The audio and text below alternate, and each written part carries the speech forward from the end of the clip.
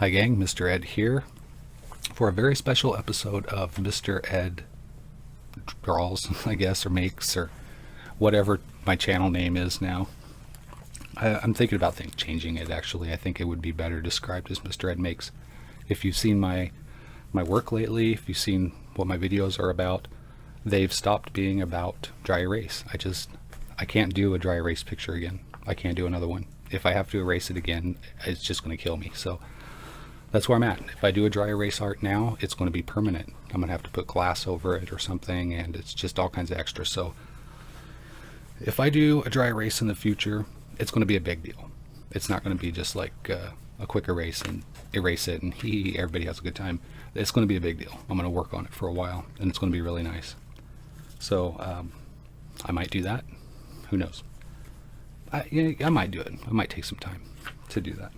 Right now I've been trying to pay my rent. I actually want to be a full-time artist, and it's the hardest thing I've ever done in my life, and it's terrifying, and I have terrible anxieties every day because I never know where my next sale is coming from, and that's just the way that it is for me as an artist.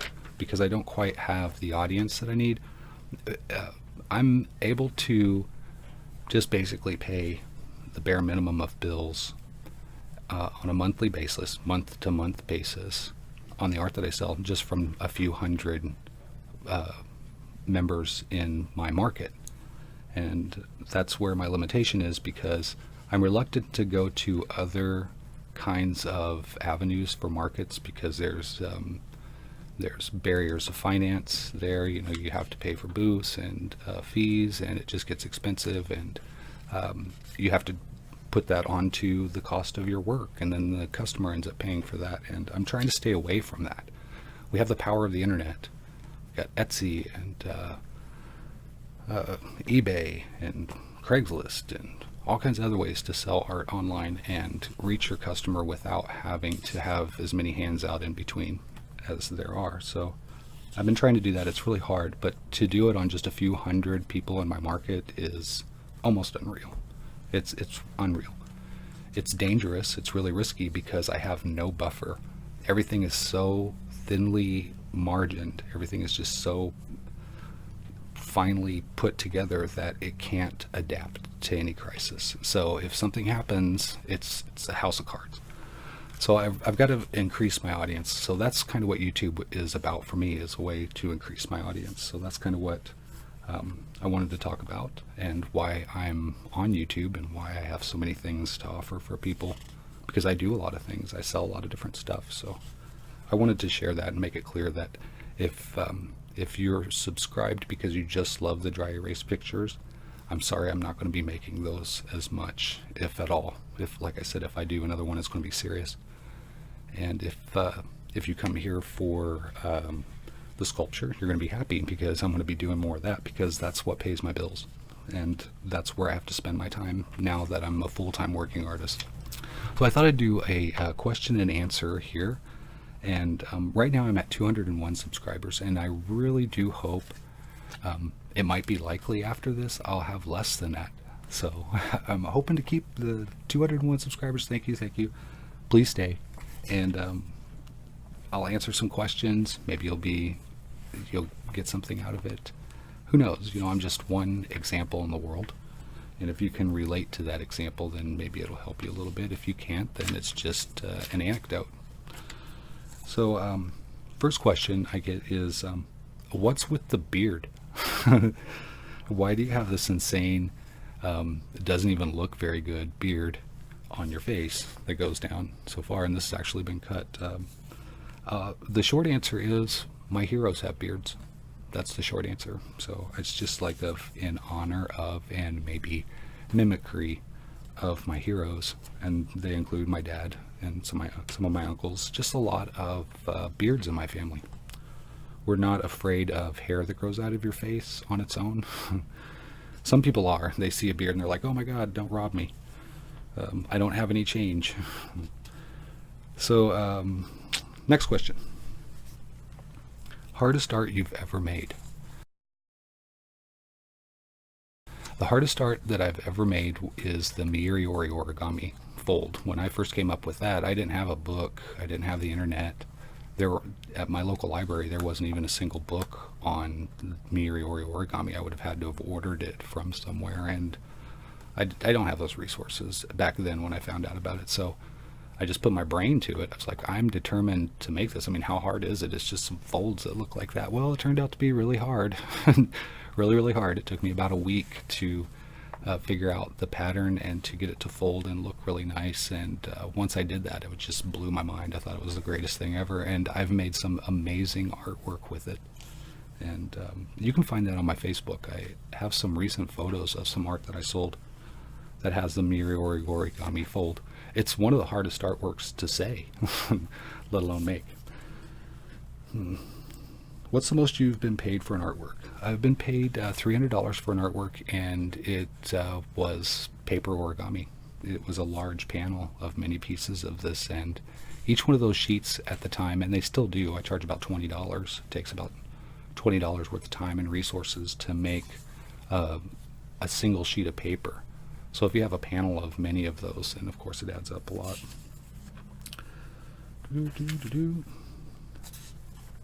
How old were you when you made your first art sale?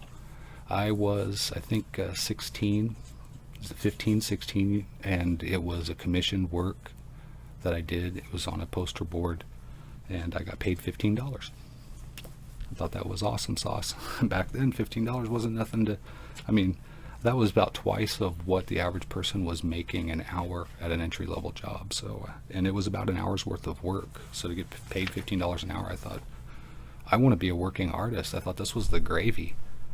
And at that time, it could have been, because we still had a middle class, and we still had the promise of there being a market that was large enough that could hold the number of artists that have emerged over my lifetime.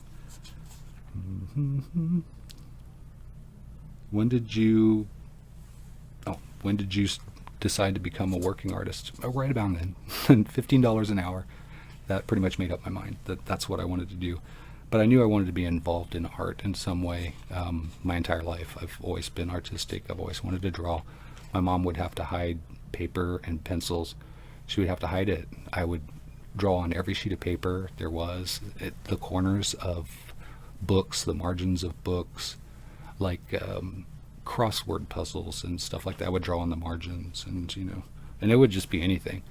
I would just do curly cues because it would look like cursive writing. I wasn't old enough to write in cursive, but I would write like I would draw cursive, basically. It was kind of interesting. I still remember doing that, drawing cursive. It's like, look, I'm drawing cursive. What's it like being a full-time artist? Like I said, terrifying. Absolutely terrifying. Unless you have thousands of followers on Instagram and Facebook and Twitter, unless you have a lot of followers on YouTube in a lot of instances, unless you have a nice visible shop on like Pinterest or Etsy, eBay, even Craigslist. It just takes thousands of people. It takes thousands of people to be a working artist. You have to have access to that, and you can pay 40-50% of what you charge for art. That can go to a commission to have access to that market. And that even starting to include on the internet, because now everyone wants their cut. Everybody wants their take. I mean, you provide the content, you draw in the people that want to see your stuff, and then they put their stuff on the side or whatever, and they make money, and then they want to make more money. So people put their hands out. If they can't do it on their own, they're going to ride somebody until they can get their own from somebody else. If you can't do it, then you find somebody who can, and then you take what you can from them. That seems to be the mode. And it's hard for anybody to operate in that kind of environment. It gets really frustrating. I could see why so many people are scared to be working artists, and their beautiful work just sits in their home and no one ever sees it.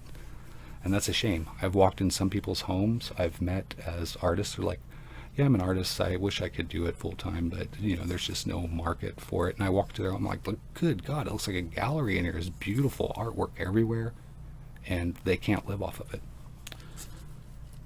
Everybody wants their handout. What's it like getting 200 subs? It's amazing. It is. I started this channel in July of last year. It's almost a year later, and slowly but surely, despite starting a YouTube channel at what is apparently the worst possible time ever, it's been really challenging, but it's been rewarding in a lot of ways. I know I'm really sensitive, and when I think about the reasons why things go whatever direction they're going, sometimes it's very imaginative, and sometimes it's not kind to me, to myself.